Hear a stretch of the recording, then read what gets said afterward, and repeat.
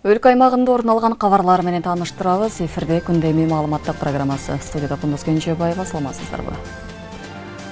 Алгач берүүдөн кыскача анонс менен таанышып алыңыздар.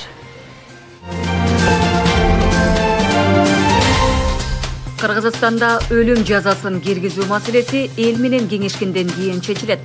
Учурда өлүм жазасын кайтаруу боюнча Конституцияга өзгөртүү киргизүү коомдук талкууга чыгарылды.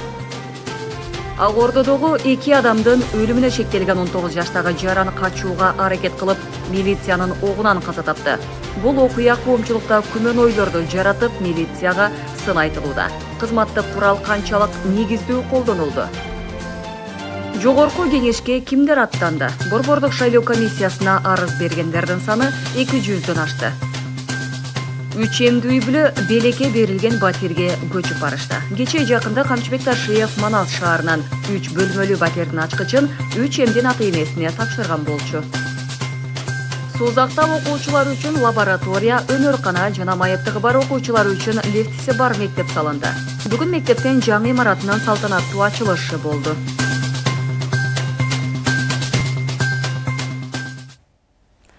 Бүгүн 14 октябрда саат 13:17-де Кыргызстандын аймагында очогунда күчү 4 балга жеткен жер титирөө катталды. Бул тууралуу сейсмология институту кабарлады. Алдын ала маалыматтар боюнча жер титирөөнүн очогу Таш дөбө айылынан 27 чакырым түндүк чыгышта, Кара Мойноктон 34 чакырым түндүк батышта жана Бишкектен 70 чакырым түштүк чыгышта жайгашкан. Кара Мойнок, Таш дөбө жана Дөң Алыш айылдарында жер титирөөнүн күчү 2,5 балга чейин сезилген. Алдын ала маалыматтар боюнча кыйроолор жана жабыркагандар жок. Кара-Балта шаарынын коррупцияга шектелип кармалган мэри Мерлан Жекшенов кызматынан алынып, ордуна Салмурбек уулу Азат дайындалды. Мындай тескемеге президент Садыр Жапаров кол койгонун маалымат кызматынан кабарлашты. Эске салсак, Жекшенов быйыл 30-июнда кармалып, калааны өнүктүрүүгө бөлүнгөн 1 миллиард сомдон мыйзамдуу пайдаланылышын тиешелүү органдар иликтеп баштаган. Кечирээк УКМК Кара-Балта мэриясынан 3 кызматкерин мамлекетке 26 миллион сомдук зыян алып келди деген шек менен кармаганын билдирген. Кыргызстанда өлүм жазасын кайтаруу боюнча Конституцияга өзгөртүү киргизүү демилгеси коомдук талкууга чыгарылды. Маалым болгондой, президенттин администрациясы баш мыйзамдын 25-беренесинин 1-бөлүгүнө өзгөртүү киргизүүнү сунуштады. Ага ылайык өлүм жазасы балдарды зордуктоо же зордуктоо менен коштолгон адам өлтүрүү учурларына карата колдонулушу мүмкүн. Регион телеканалы сунушталып жаткан долбоор айланасында калк арасында сурамжылоо жүргүзүп, сунуш пикирлерин чогулткан. Баягы атайлап өтө жаман ыплас ойлор менен кылмышка барып аткан болсо, анын жоопкерчилиги өтө катаал болуш керек экенин мен колдойт элем. Жаш балдарга, аял затына, кыздарга ушундай өзгөчө оор кылмыш жасап, аларды өлтүргөн, зордуктаган, кыйнап өлтүргөн кылмышкерлерге эч кандай аябы болбош керек. Чындыгында муну аябай иликтеп чыгып, бир чечимге келиш керек. Мен ошол өлүм жазасын киргизгенге колдойм. Соңку мезгилдерде Кыргызстанда жаш балдарга, аялдарга карата жасалган зордук, зомбулук менен коштолгон өлүм коомчулукта тынчсызданууну, кооптонууну пайда кылды. Жүрөк үшүткөн акыркы аянычтуу окуялардан кийин өлүм жазасын киргизүү сунушу байма-бай көтөрүлүп турду. Дегени менен мындай катаал жаза кылмышты азайта алабы? Мунун оң жана терс жактары кандай? Серепчилер өз ойлору менен бөлүшүүдө. Ошол өтө оор мыкаатчылык менен жасалган зордуктоо жолу менен өлүмгө алып келген кылмыштарга киргизүү азыркы учурдун талабы болгон менен экинчи жагын дагы карашыбыз керек. Экинчи жагы бул биздин укук коргоо органдарыбыз, милиция баш болуп, прокуратура, сот органдары канчалык деңгээлде ошол объективдүү тергеп, ошол иштерди чыныгы кылмышкерлерди табуу боюнча канчалык ошо табууга биз канчалык деңгээлде даярбыз да, ошол дагы чоң маселе жаратат да. Мүмкүн ошол кээ бир учурда мына күнөөсүз адамдар ошо өлүм жазасына тартылып кетиши мүмкүнбү? Ошондой жанагы тобокелчиликтерди да эске алышыбыз керек. Жасалып аткан кылмыштардын бардыгы кээ бир учурда толук далилденбей өлүм жазасына тартылып кеткен учурлар дагы дүйнөлүк практикада кеңири кездешкендиктен биз ушул жагын алдын алышыбыз керек. Сөзсүз ал кылмышы далилденип, кандайдыр бир убакыттын ичинде өлүм жазасы мындай ишке ашыш керек деп ойлойм да. Ал тез эле ишке ашкан күндө дагы ошо жакшы тергелбей, жакшы иликтенбей туруп өлүм жазасы колдонулуп кеткен учурлар кездешип калышы мүмкүн. Ошондуктан биз бардыгын коомчулуктун пикирин да эске алыш керек. Бирок ошол эле учурда дүйнөлүк практиканы, башка мамлекеттерден кеткен катачылыктарды, биздин Кыргызстандын тарыхында болгон ошол тажрыйбаны сөзсүз эске алып туруп анан кийин чечим чыгарышыбыз керек деп ойлойм. Баягы биздин тизгинибизди тарткан эч ким жок да. Кудай берген мына эгемендикти алганбыз. Коом ар тараптуу өнүгүш керек эле. Биринчи кезекте башкысы ушу экономика болот экен. Экономика өнүкпөгөндө жана мен айтып аткандай жумушсуздук, ар кайсы жанагы катмарларга калк бөлүнүп калган, кедей бай болуп, саясатчыларыбыз аябай бир ошондой кырдаалдарды чайкоочулук менен пайдаланып, өздөрүнүн гана кызыкчылыгын колдонуп жүрүп ушул күндөргө жеттик. Ошондуктан бир силкинип, бир өзүбүздү караш үчүн жанагы өзгөчө кылмыштар үчүн, өзгөчө кылмыштардын да бир топ категориялары бар. Анын ичинде такай ушул гана балдарга, аялдарга көрсөткөн зомбулук үчүн деп ушул бир статья кирип атканын мен негизи колдойт элем. Эми бул эл ичинде бул референдумга окшош эле бир мындай коомчулук бүтүндөй кызыгуу менен мындай талкуу кыла турган жагдай болуп турат да. Бул кордук көрүп аткан, зомбулук көрүп атканда биздин балдарыбыз, карындаштарыбыз, энелерибиз керек болсо көрсөтүп атканда ошол кордук көрсөтүп атканда биздин бир туугандарыбыз болуп атпайбы. Коом өзүн ар тараптуу тарбияламайын бул болбойт. Ошон үчүн жоопкерчилик жалпы коомчулукта деп ойлойт элем. Кыргызстанда өлүм жазасын киргизүү маселеси эл менен кеңешкенден кийин чечилет. Кечээ 13-октябрда өлүм жазасын кайтаруу боюнча конституцияга өзгөртүү коомдук талкууга алып чыгылды. Долбоор 28-октябрга чейин талкууланып, 4-ноябрда каралары белгиленген. Тагыраагы алымча кошумча пикирлерди билдирүүгө 15 күн каралган. Коом талкуудан кийин сөзсүз түрдө референдум коюш керек. Ансыз болбойт, себеби 25-биринде башкы мыйзамда жазып атпайбы? Ар бири дейт ажырагыс жашоого укугуна ээ дейт. Анын ден соолугуна, өмүрүнө каршы эч ким неме кылмыш жасаганга тыюу салынат дейт. Анан ошол жерде жазып койгон акырында өлүм жазасына тыюу салынат деп койгон да. Демек биз башкы мыйзамга коом талкуудан жүргүзгөндөн кийин башкы мыйзамга өзгөртүү киргизишибиз керек. Киргизиш үчүн коом немеге чыгарыш керек. Референдумга өткөзүп, бүткүл Кыргызстанда референдум жүргүзүп туруп, анан референдум жыйынтыгы менен башкы мыйзамды өзгөртүп, анан кийин өлүм жазасын киргизсе болот. Мыйзам жол берет. Эми башка тышкы өлкөлөр, мына биздин КМШ өлкөлөрүндө мындай тажрыйба болгон эмес. Алар эми ошол биз ошол эл аралык деңгээлдеги неме да бул маселелерде. Бирок баягы биз эми көз карандысыз өлкөбүз. Биз өзүбүздүн тагдырыбызды өзүбүз чечишибиз керек да. Антпесе бизде ушундай аналогичный иштер көбөйө берет. Өлүм жазасы мыкаачылык менен киши өлтүргөндөргө, жашы жетелектерди өлтүргөндөргө, ошондой эле зордуктоо же башка жыныстык мүнөздөгө, зомбулук аракеттери менен коштолгон кишилерге карата сунушталууда. Ички иштер органдарынын ардагери, милициянын отставкадагы полковниги Жеңиш Ашырбаев үйрөнүп калган адат калбай турганын, жогорудагы категорияларга таандык кылмыштарды жасагандар психологиялык оорулуу болорун, коомго коркунуч келтирүүчү жарандардан арылуу туура чечим экенин кошумчалады. Өзүңөргө белгилүү болгондой 2019 жылы жаңы мыйзамдар, жаңы кодекстер киргенде рецидивист деген бир эмен алып салган да. Бул рецидивист деген ошо өнөкөт адат болуп калган кылмышкерди ар дайым ошо бир кылмышты кайра эле жасай берет депчи. Эми кийинки кодекстерде кайра киргизип атат. Бул айтканым ошол мына кечегиде деле буга чейин дагы ошондой жаман ишти кылып түрмөгө туруп чыккан деп атпайбы? Анан ошол жактарын иликтеп келгенде бул үйрөнүп калган адат калбайт да. Ошон үчүн коомго коркунуч келтирүүчү ошондой жарандарыбыздан жакшы арылганыбыз жакшы да. Бул баягы жаза аткаруу мекемелерине атайын тарбиялап коомго чыгарабыз дейт, бирок ал жактан тарбия алып чыкпайт да, тескерисинче бузулуп чыгат.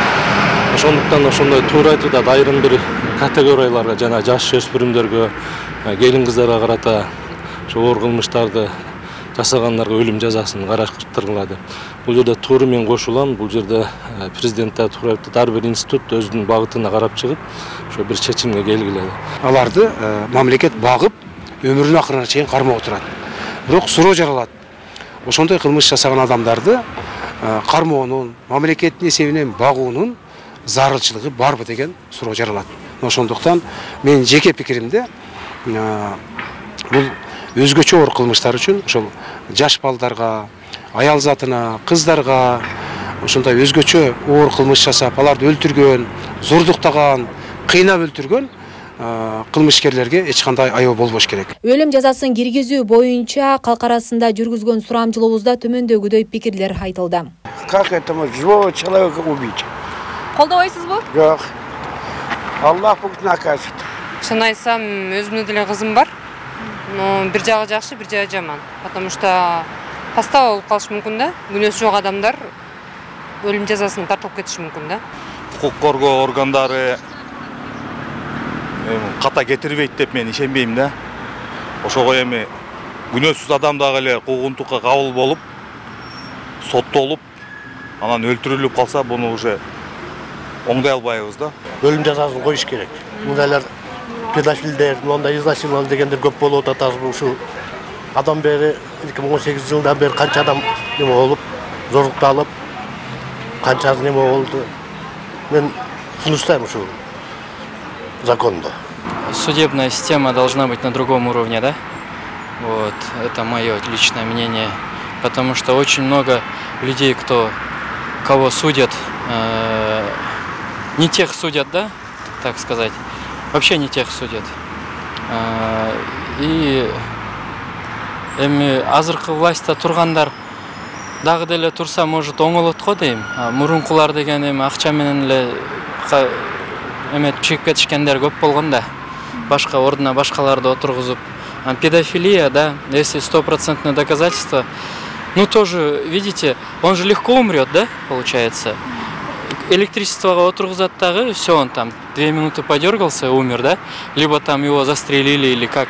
А если он будет сидеть там, каждый день думать над тем, что он совершил, мне кажется, так будет мучительнее на всю жизнь, если посадить. Он будет думать, это крутить каждый день. Статистикага таянсак, өлкөдө 2021 жылдан бери өлтүрүлгөн, зордукталган аялдардын, балдардын саны 178ге жеткен. Жакында эле окуучу кыз Айсулуу Мукашева мыкаачылык менен өлтүрүлгөндөн кийин президент өзү өлүм жазасын кайтарууну сунуштаганы белгилүү. Асия Сыдыкова, Эркинбек Баймуратов, Регион телеканалы. Ысык көлдө дагы бир өспүрүм кыздын денеси табылды. 10 октябрда саат 00:21 чамасында Балакчы шаарындагы үйлөрдүн биринен 13 жаштагы кыздын жансыз денеси табылганы тууралуу билдирүү түшкөн. Бул тууралуу Ысык көл облустук ички иштер башкармалыгы маалымдады. Билдирүү Балакчы шаардык милициясына катталып, окуя болгон жерге тергөө ыкчам тобу чыккан. Натыйжада 2012 жылы туулган кыздын сөөгү табылган. Учурда териштирүү иштери жүрүп жатат. Кыздын ата-энеси арыз жазуудан баш тартышканын, милицияга мааттары жок экенин билдиришкен. Агордо конушундагы 2 бир туугандын мыкаачылык менен өлтүрүлүшү боюнча кармалган жаран каза болду. Ички иштер министрлигинин билдирүүсүнө ылайык, 2006 жылы туулган шектүү бүгүн 14 октябрда Кемен районунда кылмыш болгон жерди көрсөтүп жаткан маалда качууга аракет кылган. Милиция кызматкерлери ага карата кызматтык курал колдонуп, натыйжада шектүү ошол жерде жан берген. Бирок бул окуя коомчулукта чоң күмөн саноолорду жаратып, милициянын аракетине сын айтылууда. Упал, потом я ножом ударил его в живот, потом, когда он хотел встать, я ударил ему в спину. Сколько раз? 1 раз. Оор кылмышка шектүү 19 жаштагы жаран жок кылынды. Ички иштер министрлиги берген маалымат боюнча 14 октябрда Бишкектин Агордо конушунда 2 бир тууганды мыкаачылык менен өлтүрүүгө шектелген жаран Кемен районундагы кылмыш болгон жерди көрсөтүү учурунда качып кетүүгө аракет кылган. Бул учурда милиция кызматкерлери курал колдонуп, натыйжада шектүү каза болгон. Бүгүн 14 октябрь күнү Чүй облусунун Кемен районунда кылмышты жасоо шарттарын жана жагдайын кайра кайталап көрсөтүп берүү процессин жүргүзүү учурунда шектүү качып кеткен. Милиция кызматкерлери шектүүнү кармоо учурунда Кыргыз Республикасынын укук коргоо органдарында кызмат өтөө жөнүндө мыйзамдын 45-46 беренелерине ылайык кызматтык куралды колдонушкан. Натыйжада ИС алган жаракатынан каза болгон. Бул маалымат коомчулукка тарары менен дароо түрдүү күмөн ойлорду пайда кылды. Көпчүлүк жарандар бул кылмыш иши башынан эле шек жаратып келгенин белгилеп, милиция бул окуяны жашыруу максатында ушундай жолго барды деп айтышууда. Ошондой эле эмне себептен тергөө тобу жана аны коштоп жүргөн кызматкерлер мындай кырдаалга жол беришкени боюнча суроолор пайда болууда.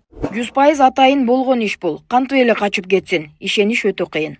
Кандай ушундай кылмышкерге качууга шарт түзүлгөнү түшүнүксүз. Болбосо президенттин көзөмөлүндөгү ишке ушундай шалаакылык мамиле. Шерменде эле болуптур МВД. Эгер чын болсо, бул эмес эле да эл көзүнө сүйлөтүп, мойнуна алдырып алып, кийин билинип калбаш үчүн атып салышты. Өтө начар көрүнүш. Бул иштин артында өлкөнүн кадырына доо кетирген МВД жана тийиштүү органдарынын кимдир бирөөнүн заказын аткаруу катары кабыл алууга боло турган көрүнүш катталды. Суроолор көп, жооп жок. Президенттин контролундагы ишти ушинтип атышса, Кудай эле сактасын. Өлүм жазасы кирелек жатып, өлтүрүп башташты го. Колунда наручник, 4 жагында 4 конвой жүргөн адам каяка кача алмак эле. Сценарий туура эмес жазылган. Оор кылмышка шектелген адамды качырып жиберишкени акылга сыйбай калды. Шалаакылык кылгандар жооп бериши керек. Кылмыш иликтөөдө буга чейин шектүүнүн көрсөтмө берген учурларынын видео тасмасы жарыяланган. Ал эми бул жолку көрсөтмө берген учурунун тасмасы тууралуу ИИМдин басма сөз кызматына кайрылганыбызда так жообун бербей жоопсуз калтырышты. Пугался, ударил животу, потом еще раз и спину. Оор кылмышка шектүү жарандын өлүмү боюнча коомчулук ИИМден так жана негиздүү жооп талап кылууда. УКМКнын ардегери Токон Мамытов тергөө учурунда шектүүнү коштоп жүрүү боюнча атайын эрежелер бар экенин эскертти. Ал ар бир кызматкерге инструктаж өткөрүлөрүн белгилеп, бул окуя кызматкерлердин сабатсыздыгынан же шалаакылыгынан болгон деп эсептейт. Мамытов ИИМдин бул факты боюнча терең иликтөө жүргүзүлүшү керектигин, эгерде так жооп бере алышпаса, прокуратура кылмыш ишин козгошу зарыл экенин айтууда. Эгер МВД ушуну так жооп бере албаса, анда Ген прокуратура параллельно жана тергөө иликтөө иштерин жүргүзүп, ишти козгоп, мына ошолордун баары анан ачыкка момундай болгон, момундай себептер болуптур деп, бүгүн ошонун баарын үтүр точкасына чейин териштирип, коомчулукка, эл журтка так маалымат болуш керек. Себеби аябай таасири жаман болуп атат да арты.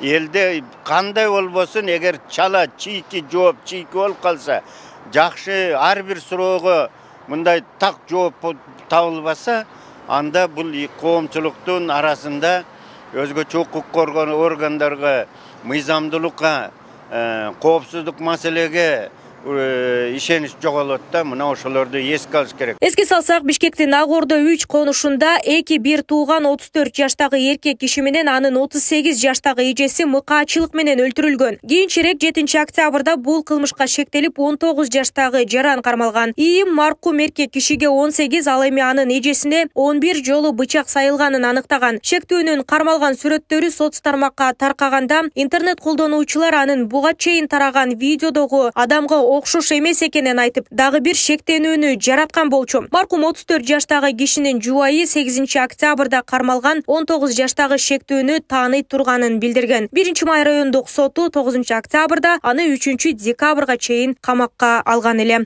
Нурзада Сыдыкова, Кудайкалыс Умаралиев, регион, Бишкек.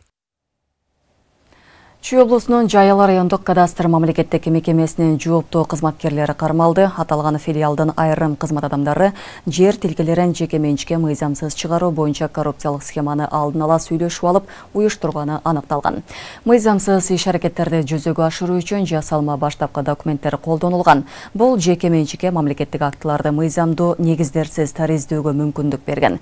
Жүргүзүлгөн ыкчам иликтөө иш-чараларынын натыйжасында жер ресурстары мамлекеттик агенттигинин Жайыл райондук филиалында жана кызмат адамдарынын жашаган жеринде тинтүү иштери жүргүзүлүп, машинкалар жана эски үлгүдөгү мамлекеттик балаңктар боюнча 2004-жылы чыгарылган жер ресурстары мамлекеттик агенттигинин мөөрү, жеке менчик укугуна жаңы жана катталбаган мамлекеттик актылар аныкталып алынган.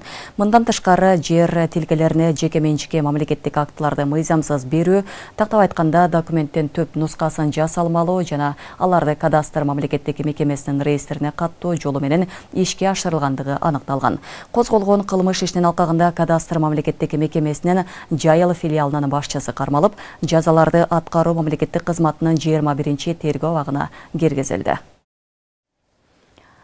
Бүгін 2025 жылдың 14 октябрында УКМКнын жаңы имаратында улуттук коопсуздук органдардын ардагерлери менен салтанаттуу жолугушуу болуп өттү.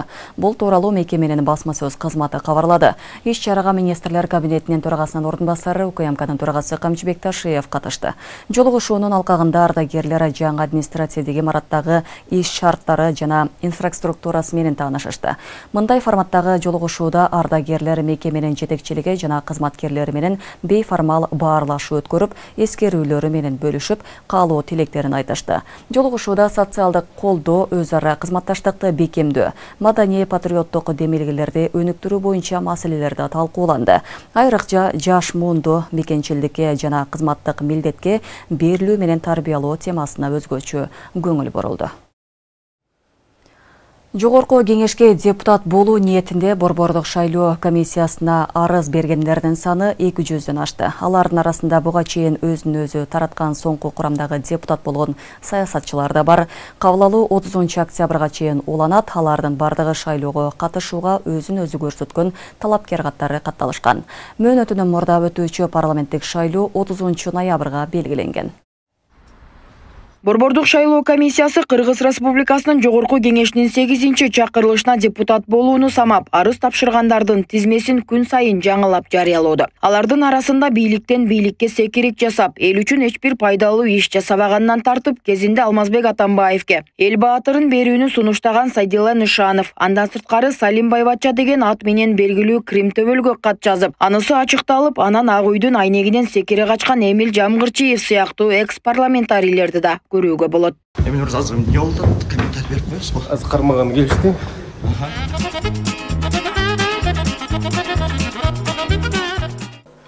Мен сунуш кылат элем Алмазбек Шаршеновичке биз Кыргызстандын баатыры деген наамды берсек.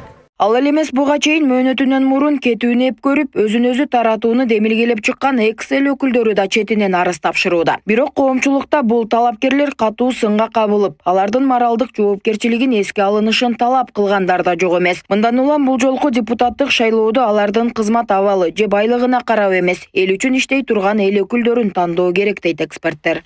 Бүтүндөй 7 миллион элдин үмүтүн актабай, өзүн өзү тараткан жогорку кеңештин депутаттары тилекке каршы мыйзам боюнча өздөрүнө андай чектөө киргизбептир. Бирок элдин алдында, мамлекеттин келечегинин алдында алардын эч кандай моралдык укугу жок кайра келе жаткан шайлоого барууга. Буну мен так кесе айта алам. Мына биздин коомчулуктагы буну так түшүнө билиш керек. Бул жерде маселе 1 жыл калды дегенде эмес. Ошол шайлоого миллиардтаган акчалар кеткен. Кыргыз элинин ар бир жаранынын акчасы салыгы кеткен. Мына ошону эске албай, элдин үмүтүн эске албай, булар өзүн билемдик менен жогорку кеңештен таратып, кайра уялбай жогорку кеңешке талапкер болуп барып жатканы бул акылга сыйгыс нерсе. Тилекке каршы азыр ошол талапкерлердин арасынан биз түркүн адамдарды көрүп жатабыз. Анын ичинде Бакиев, Атамбаев, Жээнбеков режимдеринде депутат болгон, башкача айтканда 10-15-20 жылдан бери депутат болуп жүргөн адамдарды биз дагы эле талапкер катары көрүп жатабыз. Андан тышкары өмүр бою өзү мамлекеттик кызматта иштеп, арам акча топтоп, өзү депутат болуп, көп мамлекеттик кызматтарды ээлеп, эми балдарын, кыздарын, неберелерин шаардык кеңештерге, жогорку кеңештерге алып келүү аракетин бүгүн дагы көрүп жатабыз. Саясатта түшүнүгү жок, эч кандай аралашы жок, тажрыйбасы жок, мамлекеттик муниципалдык кызматтарда тажрыйбасы жок. Адамдар дагы тилекке каршы кандайдыр бир жолдор менен, акчанын күчү менен ушу жогорку кеңешке келип алып, азыр кайра талапкер болуп жатканын биз дагы көрүп жатабыз. Жогорку кеңеш бул мамлекеттин жана 7 миллион кыргыз элинин тагдырын чечүүчү орган.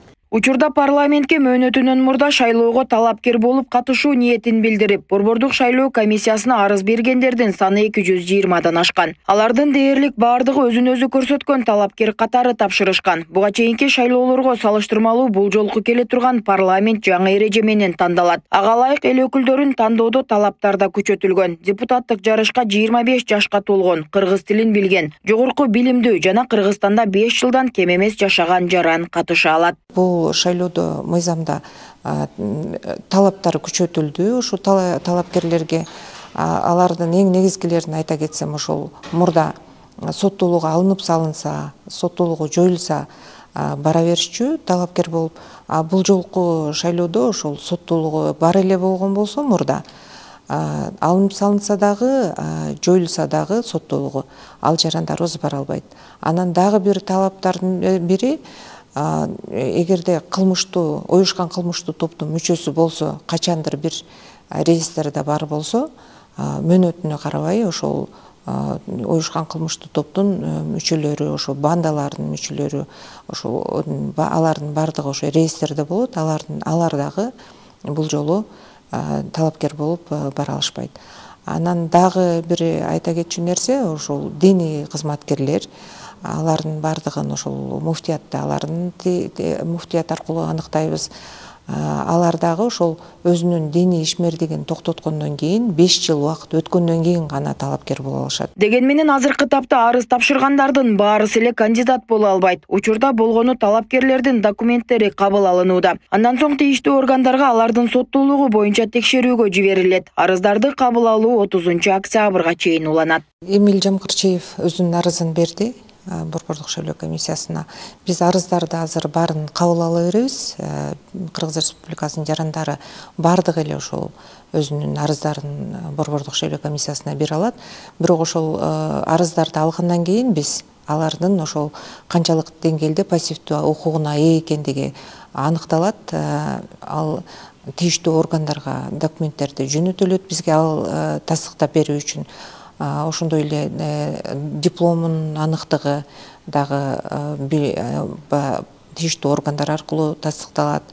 Жана ошол соттуулугу боюнча дагы жарандардын соттуулугу барбы учурда, жоюлуп салынган соттуулугу болгонбу, алынып салынган соттуулугу болгонбу деген арыз берген ар бир жарандын ошол арыздары, документтери тыкыр текшерилет. Ал арада Эмил Жамгырчиев жаңы шайлоо мыйзамдары менен жакындан таанышып чыктыбы же бул ирет эл өкүлү боло албастыгына көзү жеттиби? Айтор парламенттик шайлоого катышууга берген арызынан баш тартканын Фейсбуктагы баракчасына жазып чыкты. Жамгырчиев анын себебин үй бүлөлүк шартка байланыштуу деп түшүндүргөн.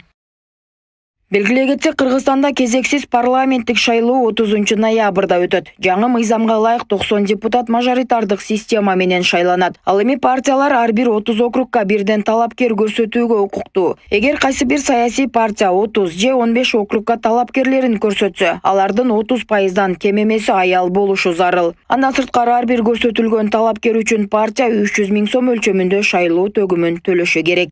Нурзат Көчөмкулова, Майрамбек Абдибилал уулу, регион Бишкек.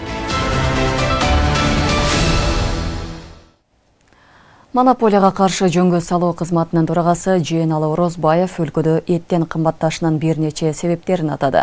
Ал кабар агенттигинин түз эфиринде суроолорго жооп берип жатып, Кыргызстан орто эсеп менен 300 000 тонна эт талап кыларын. Бул көлөмдө камсыз кылуу оңой эместигин белгиледи. Бул чоң көрсөткүч, мындай көлөмдөгү малды багып жеткирүү да оңой эмес. Бул маселелер эттин баасына төз таасир этүүдө. Ооба, баа өсүүдө бул чындык, бирок бес кырдаалды жөнгө салуу үчүн бардык зарыл чараларды көрүп жатабыз деди. Орозбаев өлкө боюнча эттин баасын көзөмөлдөө кыйын болуп жатканын мойнуна алды. Өлкөдө эттин баасы кымбаттап кеткендиктен 11 августтан тарта анын баасына 90 күнгө мамлекеттик көзөмөл киргизилип, 620–690 сомго чейин деп белгиленди. Бирок социалдык тармактарда, базарларда, соода түйүндөрүндө азыр деле эт кымбат сатылып жатканын жазышууда. Быйылкы жылдын 3-чү кварталында орто эсеп менен жашоо минимуму жалпы өлкө боюнча 8758 сом 60 тыйынды түздү. Бул тууралуу Улуттук статистикалык комитет маалымдады. Комитет өткөн жылдын тиешелүү мезгилине салыштырмалуу жашоо минимуму 11% өскөнүн белгиледи. Аймактар боюнча жашоо минимумунун суммасы эң чоң Бишкек шаарында 9114 сом, эң аз Ысык Көл областында 8017 сом деп эсептелген. 2024 жылдын аягына карай орточо жашоо минимуму 7963 сом 72 тыйын деп эсептелген. 2023 жылдын 3-чү кварталында Кыргызстанда жалпы жашоо минимуму 7756 сом деп болгон. Жашоо минимуму бир адамдын күнүмдүк жашоо тиричилигине жетиштүү азык-түлүктүн тейлөөнүн минималдуу наркын камтыган көрсөткүч. Жалал-Абад областында 3 жарык дүйнөгө келген үй-бүлө Камчыбек Ташиев белек кылган үйгө көчүп барып жайгашты. 3 бөлмөлүү батер Манас шаарынын борборунда орун алган көп кабаттуу үйлөрдүн биринде жана бардык заманбап шарттар менен камсыздалган. Бул үй-бүлө буга чейин батерде жашап келген жана жолдошу такси кызматында эмгектенет. Турак жай УКМК төрагасы Камчыбек Ташиев тарабынан жеке каражатын алынып берилди. 3 эмдүү үй-бүлө мындай көңүл буруу үчүн ыраазычылыгын билдирип, жаңы конушуна көчүп кирди. Ал эми наристелерге Камчыбек, Алима жана Айгүл деген ысымдар ыйгарылган.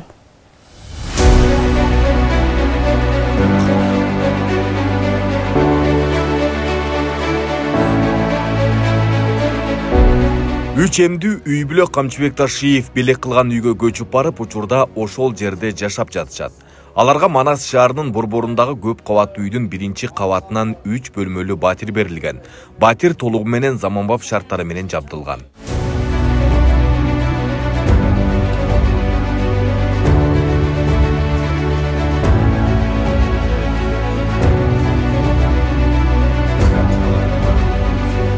Жакшы кылып подаркаларды берип өткөн биздин генералыбыз Камчыбек Ташиев Кыдыршаевичке чоң рахмат. Бала чагасы менен тынч болсун, өмүрлөрү узун болсун. Жакшы күндөрдө ушинтип эл кызматында жүрө берсин.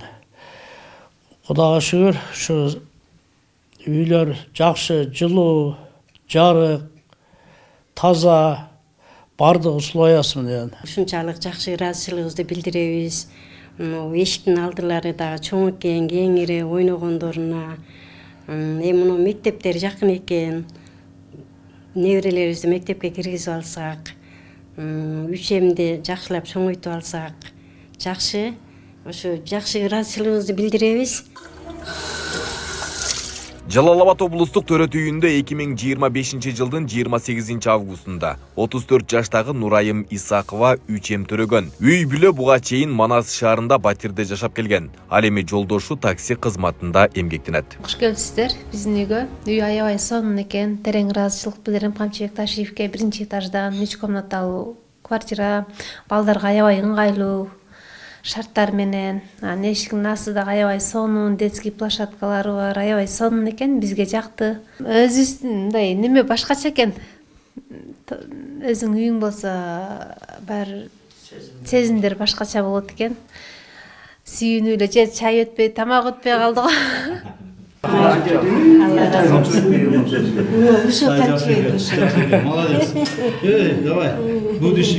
Эскерте кетсек, 11 октябрда министрлер кабинетинин төрагасынын орун басары, Улуттук коопсуздук мамлекеттик комитетинин төрагасы Камчыбек Ташиев 3 эмдүү үй-бүлөнү кабыл алып, жеке каражатынан аларга 3 бөлмөлүү батирдин ачкычын тапшырды. 3 эм туулганда сүйүнүп атабыз, кубанып атабыз. Аны ушу өткөндө мага ушун айтышкандан баягында биз бир куттуктайлы деп атабыз. Кудай кааласа ошол балдарыбыз, кыздарыбыз жакшы болуп чоңойсун, десі болту болсун, ойноп күлүп жүрүшсүн деп бир квартира алдык эле. 3 комнаталуу жакшынакай жаңы бүткөн үйдөн чоң квартира. Сиздерге, сиз атаңыз катар сизге берейин чоң атасына. Десі болту болсун, ойноп күлүп жүргүзүп. Жакшылыктар болсун. Сиңерге денсаулык жакшылыктар болсун, балдарыбыз жакшы чоңойсун. Документин как положено дейт. Жаңы олар мисалса түштү го мына, жаңы абый, ошонун жаңы. Сен өзүң кичинекей экенсиң.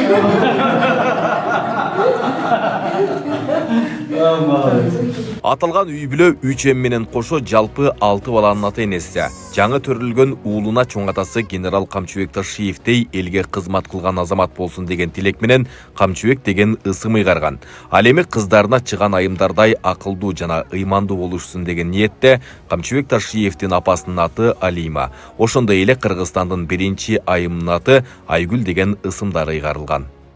Айбек Исабеков, Шайыр Зайырбек уулу, Регион. Бүгін Созақтағы номер 69-чу Жанбай Узаков атындағы мектептен жаңы имаратынан салтанаттуу ачылышы болды. Жаңы билим уясы 2 кабаттуу болуп 225 орынға ылайыкталып салынган. Мында спорт залы, ашкана, концерттик зал, өнөркана жана практикалык сабактар үчүн лабораториялар каралып, интерактивдүү доскалар, компьютерлер менен камсыз болгон. Эми айылдын жүздөгөн окуучулары коопсуз жана ыңгайлуу шартта билим алууга мүмкүнчүлүк алышты. Анткени буга чейин эскилиге жеткен пайдубалынан жарака кетип, дубалдары көчкөн мектепте окуп келишкен.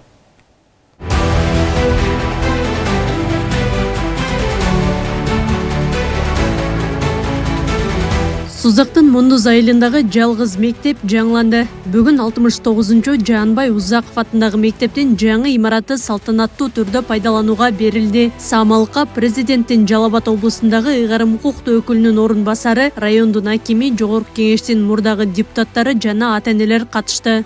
Эми Кудай буйрса ушул жаңы заманбаптагы мектеп келечекте мамлекет башкарган, ушу мамлекетибизге салым кылган инсандар чыгат деген ойдобуз.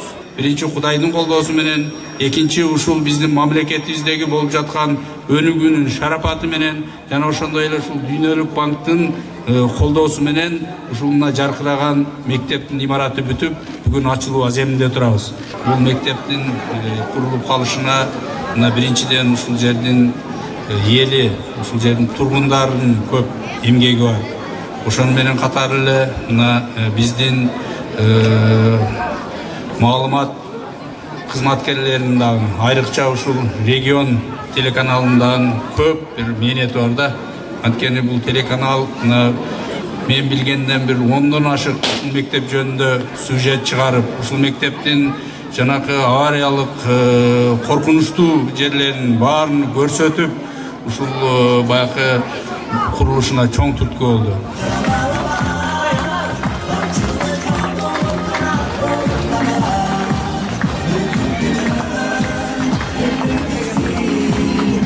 Жаңы салынган 2 кабаттуу мектеп 225 орунга ылайыкталган. Имараттын ичинде спорт залы, концерттик зал, ашкана, китепкана, медициналык бөлмө, ошондой эле атайын жабдылган физика жана химия кабинеттери бар. Сабак өтүүгө зарыл болгон интерактивдүү доскалар, компьютерлер жана башка заманбап жабдыктар менен камсыздалган.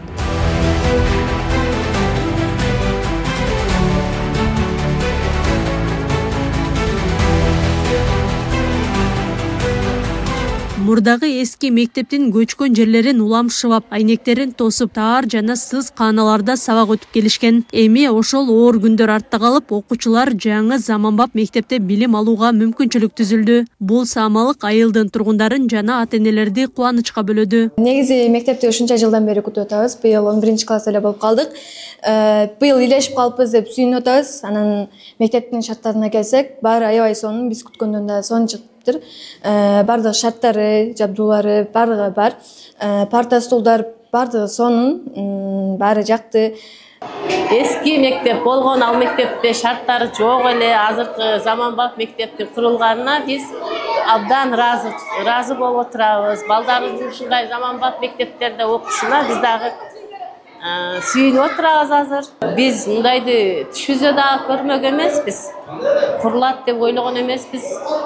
Ыраазыбыз. Мектеп Дүйнөлүк банктын каржылоосу менен Эрик долбоорунун алкагында курулган. Ага ылайык майыптыгы бар окуучулардын ыңгайлуулугу үчүн лифт кошо салынган. Ушул тапта 456 окуучу билим алып, 30дан ашык мугалим эмгектенет. Баштагы мектептерибиз эч кандай шарты жок мектепте окуп жүрдүк. Азыр мынакей көрүп турасыздар, заманбап мектепке кирип отурабыз. Башка мектептерден айырмачылыгы бизде лифт каралган. Мүмкүнчүлүгү чектелген балдар үчүн.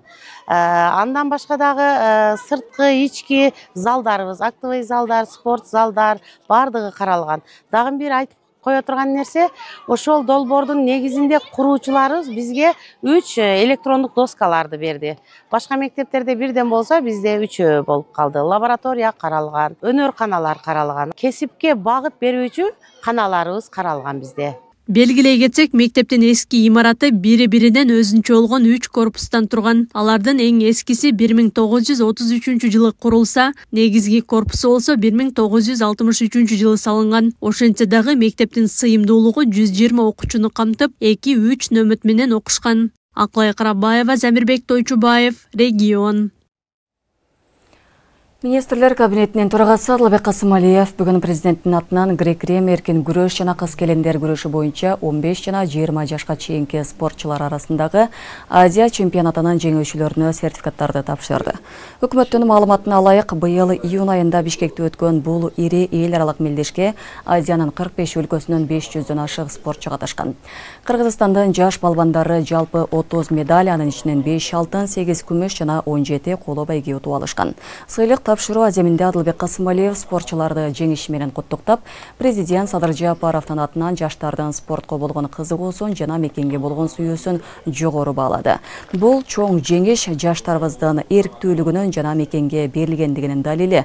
Кыргызстанда спорт өнүктүрүү, жаш таланттарды колдоо боюнча иш-аракеттер мындан ары да уланат, деди ал. Жеңүүчүлөргө акчалай сыйлыктар да тапшырылды. Регион телеканалынын күндөмү маалыматтык программасын социалдык тармактардан күзөтүп барыңыздар. Кабарчыларыбыз тарабынан даярдалган жаңылыктар мына ушулар менен соңуна келип жетти. Түз эфирде Кундуз Кенжебаева болдум. Кечиңиздер көңүлдүү улансын, саламатта туруңуздар.